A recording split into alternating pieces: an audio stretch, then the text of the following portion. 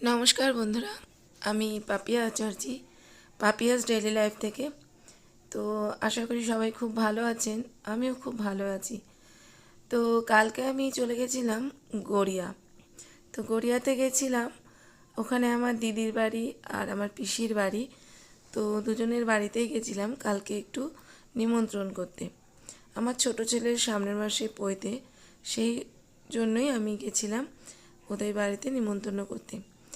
তো দিদির বাড়ি থেকে বেরিয়েই এই যে জায়গাটা দেখতে পাচ্ছেন, দিদির বাড়ি থেকে খুব কাছে। দিদির বাড়ি থেকে বেরিয়ে এই জায়গাটা পড়ে, পাটুলি।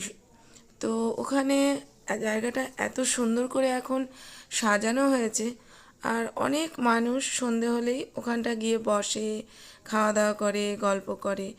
তো জায়গাটা আমার ভীষণ পছন্দের। আমি যতবারই এখন দিদির বাড়ি যাই, তো এই জায়গাটা আমি দেখি, আমার খুব ভালো লাগে। মনে হয় একটু বসি, একটু ওখানে নামি, কিন্তু আমার বাড়ি থেকে যেহেতু জায়গাটা অনেক দূর, তাই সম্ভব হয় না।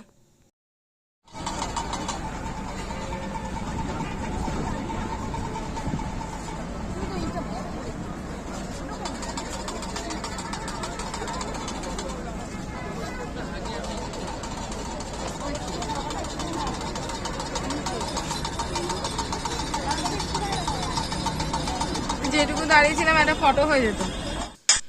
তো আসার সময় আমরা গাড়িটা ওখানে খুব স্লোভাবে চালাতে বললাম, কারণ জায়গাটা আমি একটু ভিডিও করছিলাম আর আমার খুব দেখতে ইচ্ছে করছিল, আর খুব ইচ্ছে করছিল ওখানে দাঁড়িয়ে একটা ফটো তুলি। কিন্তু যেহেতু আমরা বাড়ি ফিরবো, অনেকটাই রাস্তা, আর ওখানটা গাড়ি চট করে দাঁড় করানো যায় না। তো সেই কারণে গাড়িটা আমি দাঁড় করাচ্ছিলাম না, গাড়িতে বসেই ভিডিওটা করছিলাম। তবুও মাঝে একবার আমি নেমে একটা ফটো তুলেছিলাম, যেটা আমি আমার শেয়ার করেছি আমার প্রোফাইলে। তো এই জায়গাটাতে আপনারা কে কে গেছেন আমাকে অবশ্যই জানাবেন। জায়গাটা কিন্তু আমার খুব প্রিয়, কার কার প্রিয় সেটাও জানাবেন। তো আমি মনে মনে ভেবে রেখেছি কোনো দিন যদি সময় হয় তো ওখানটা গিয়ে একটু বসবো, কারণ আমার কিন্তু এটা খুবই ইচ্ছে।